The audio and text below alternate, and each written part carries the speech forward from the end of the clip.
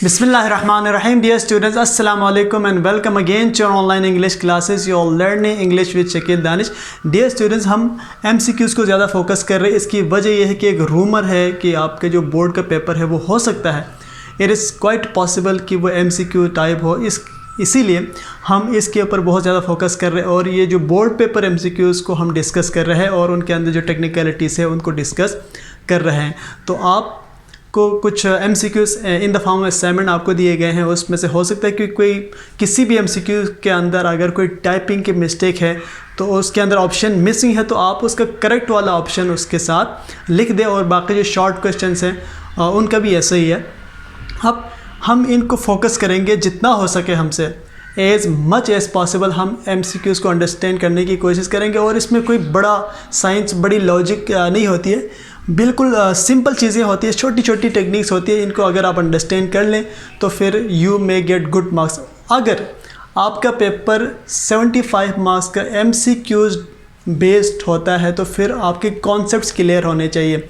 आपने जो चीज़ें रटी हुई या क्रैमिंग आपने किया है वो ज़्यादा आपके काम नहीं आएगा. आपकी अंडरस्टैंडिंग और आपके कॉन्सेप्ट्स MCQ बेस्ड पेपर के अंदर वो काम आता है. इसीलिए हम इनको डिस्कस कर रहे हैं और हम जितना हो सके हमसे हम इन्हीं की प्रैक्टिस करेंगे, MCQs की प्रैक्टिस करेंगे. और जो हालात आजकल चल रहे हैं उसमें कोई पता नहीं चल रहा कि क्या होगा आगे. We don't know what is going to be on. इसीलिए आप अपने आप को ज़हनी तौर पे तैयार रखें कि अगर MCQ बेस्ड आपका पेपर होता है तो उसके लिए आपने अपने आप को फुली तैयार करना है. गैरिजन के नोट्स के अंदर भी आपको बहुत सारे MCQs मिलेंगे या टिप्स के नोट्स से भी आप ये चीज़ें कर सकते हैं. राइट, आप अपने बिहाफ पे भी कर सकते हैं और हम यहाँ भी इसको डिस्कस करेंगे. Let's start from MCQ number 1. I have already this the letter. अब बेटे यहाँ पर आपने देखना है कि कौन सा टेंस है. तो यहाँ पे क्या है, आई के साथ हैव है तो ये प्रेजेंट परफेक्ट का टेंस है. तो हमें पता है, एक बात आप याद रख लें, जितने भी परफेक्ट्स होते हैं और जो पेसिफाइज होते हैं उनके साथ आप हमेशा third form of verb use करते हैं. तो आप यहाँ पे आई हैव ऑलरेडी पोस्ट यूज़ नहीं करेंगे, posted. I have already posted the letters. मैं खतूत को पहले ही पोस्ट कर चुका हूँ, इसका तर्जुमा ये होगा. सेकंड को ज़रा देखते हैं. शी हर खार वेरी मच. अब यहाँ पे शी क्या है, हमारे पास सब्जेक्ट है और थर्ड पर्सन सिंगुलर है. She is third person singular और हमें पता है कि प्रेजेंट सिंपल के टेंसेस के अंदर जब हम थर्ड पर्सन सिंगुलर को एज ए सब्जेक्ट इस्तेमाल करते हैं तो हम वर्ब के साथ एस या ES का इजाफा करते हैं. तो शी के साथ लव्स आएगा, लव नहीं आएगा. तो आप क्या करेंगे, शी लव्स हर खार वेरी मच. ये किसी हद तक हैबिट को भी शो कर सकता है, जो इसीलिए हम जो प्रेजेंट सिंपल के टेंसेस होते हैं उनके अंदर हैबिट्स को डिस्कस करते हैं, डेली रूटीन्स को डिस्कस करते हैं. और नीचे हम MCQs में देखेंगे कि यूनिवर्सल ट्रूथ को भी हम प्रेजेंट सिंपल में या प्रेजेंट इंडेफिनिट टेंस के अंदर लिखते हैं. थर्ड पे आता है neither of the boys dash gone. अब बेटे जब भी आप ईदर और नीदर नॉर के जो वर्ड्स है ये आप इस्तेमाल करते हैं, ईदर और नीदर नार को और कोरिलेटिव कंजंक्शंस भी कहा जाता है. जब आप ये इस्तेमाल करते हैं तो आगे सिंगुलरली आप ट्रीट करेंगे इसको. Neither of the boys has gone होगा, हैज़ गॉन. ये काफ़ी दफ़ा इस तरह के MCQs बोर्ड के पेपर में पूछे गए हैं, तो आपने इसको याद रखना है. जब भी आप ईदर और इस्तेमाल करते हैं या नीदर नॉर, इसको नाइदर भी पढ़ते हैं, आइदर, ईदर, नीदर, नाइदर दोनों सही है. अब यहाँ पे हैव क्या है, हमारे पास ऑक्सिलरी वर्ब है, प्लूरल है. हैज़ क्या है, सिंगुलर है. तो इनके साथ आप सिंगुलर को इस्तेमाल करेंगे यानी हैज़ को इस्तेमाल करेंगे. This is a very simple technique.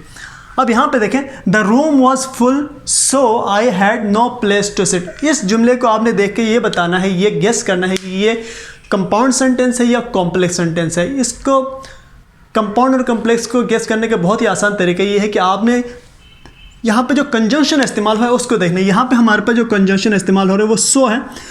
तो ये सो को आपने देखना है कि ये कोऑर्डिनेटिंग कंजंक्शन है या सब ऑर्डिनेटिंग कंजंक्शन. कोऑर्डिनेटिंग कंजंक्शन को याद रखने का तरीका मैंने आपको बताया फैन बॉय से, फॉर, एंड, नॉर, बट, और, येट, सो.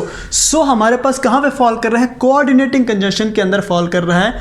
और वो दो क्लॉजेस जिनको कोऑर्डिनेटिंग कंजंक्शन ज्वाइन कर रहे हैं उनको हम कंपाउंड सेंटेंस कहते हैं। तो यहाँ से आपको कोऑर्डिनेटिंग कंजंक्शन आपको बताएगा कि ये कॉम्प्लेक्स सेंटेंस है या कंपाउंड सेंटेंस है। अगर यहाँ पे सबऑर्डिनेटिंग कंजंक्शन होता तो हम उसको कॉम्प्लेक्स सेंटेंस कहते हैं, यहाँ पे कोऑर्डिनेटिंग कंजंक्शन है इसलिए हम इसको क्या कहेंगे, कंपाउंड सेंटेंस कहेंगे।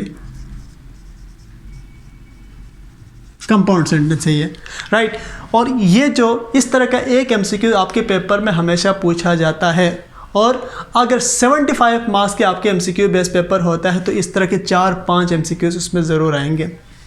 यहाँ पे the sun dash in the west. अब बेटे सूरज का तुलू होना और गुरूब होना यूनिवर्सल ट्रूथ है, इनको आफाकी हकीकत कहते हैं। जितने भी यूनिवर्सल ट्रूथ्स होते हैं उनको हम प्रेजेंट सिंपल में या प्रेजेंट इंडेफिनिट के अंदर लिखते हैं। तो क्या होगा, the sun sets in the west. यहाँ पे सेट्स आएगा, क्यों आएगा सेट्स, एस का इजाफा इसलिए होगा क्योंकि सन है ये थर्ड पर्सन सिंगुलर है। सिंगुलर जब थर्ड पर्सन होता है तो फिर आप उसके साथ वर्ब में एस का इजाफा करते हैं, जैसे आपने ऊपर किया, she loves her car very much. ये बहुत ही बेसिक चीज़ें हैं, ये मैं आपको इसलिए बता रहा हूँ क्योंकि कुछ हमारे पास स्टूडेंट्स ऐसे होते हैं जो इतनी इंग्लिश के बारे में उनका कॉन्सेप्ट इतना क्लियर नहीं होता। कुछ बच्चों को लग रहा होगा सर ये छोटी छोटी चीज़ें हमें क्यों बता रहा है। I am talking to 244 students, जो जितने भी जो 244 स्टूडेंट्स हैं उसमें सारे इंटेलिजेंट नहीं होते, कुछ एवरेज स्टूडेंट्स भी होते हैं, उनके लिए मैं ये टेक्निक्स बता रहा हूँ। He was accused. अब यहाँ पे बेटा प्रेपोजिशन, अब आपके एमसीक्यूज में अगर आप देखें तो हर तरह से पार्ट्स ऑफ स्पीच को भी वो कवर कर रहा होता है, कंडीशनल सेंटेंसेस को भी कवर कर रहा होता है, टाइप्स ऑफ सेंटेंसेस को भी कवर कर रहा होता है। बहुत ही खूबसूरत जो ना पेपर होता है जो 20 मार्क्स का आपका होता है।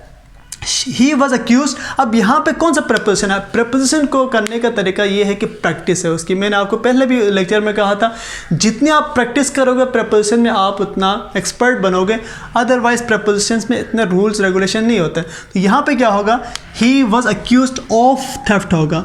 और प्रेपोजिशन पार्ट्स ऑफ स्पीच में सबसे ज़्यादा कंफ्यूजिंग होता है, उसमें बड़े, मैंने कहा था बड़े बड़े ग्रामरियंस भी उसमें स्टक होते हैं। तो स्टूडेंट्स तो वैसे भी उसके अंदर अगर थोड़ा सा टेक्निकल दे दें तो फिर आप कंफ्यूज हो जाते हो। Someone ate my lunch, पिछले लेक्चर में भी हमने डिस्कस किया था। ये जो someone है ये कौन सा प्रोनाउन है, ये प्रोनाउन तो है लेकिन कौन सा, ये प्रोनाउन है, इनको हम इनडेफिनिट प्रोनाउन कहते हैं, राइट। सो यहाँ पे ये क्या है, हमारे पास इनडेफिनिट प्रोनाउन है। प्रोनाउन के 8 टाइप्स मैंने आपको पढ़ाए हैं, उसमें से सबसे इंपॉर्टेंट यही है someone या somebody, anybody, anyone। ये जो इंडेफिनिट प्रोनाउन है, यहाँ से एक एमसीक्यू हर पेपर में आप 5 ईयर्स उठा के देखें या 6-7 ईयर्स, तो उसमें एक एमसीक्यू यहाँ से पूछा गया है। How long dash you been working. अब बेटे यहाँ पे हैज़ आएगा या हैव आएगा, ये आपका आप होमवर्क है, ये आपने देख के पता करके आपने ये लिखना है कि हैज़ आएगा या हैव आएगा। अब बेटे हम ज़रा इसको कंक्लूड करते हैं, एक दफ़ा मैं इसको रीड करता हूँ ताकि आप इसको अंडरस्टैंड कर लें। I have already posted the letters. She loves her car very much. Neither of the boys has gone. The room was full, so I had no place to sit. So इसको आपने याद रखना है। The sun sets in the west. He was accused of theft. ये जो the sun sets in the west ये universal truth है, इसको आपने याद रखना है। Someone ate my lunch, यहाँ पे someone कौन सा pronoun है, indefinite pronoun है, right. This is enough for today. आपने बेटे खुद से प्रैक्टिस करने हैं, जितने एमसीक्यूज आपको मिलते हैं आप उनकी प्रैक्टिस करें इंग्लिश के हवाले से, and you will be able to get full marks in the MCQs, क्योंकि यहाँ पे नंबर नहीं कटते हैं। See you in the next lecture, till then अल्लाह हाफिज़।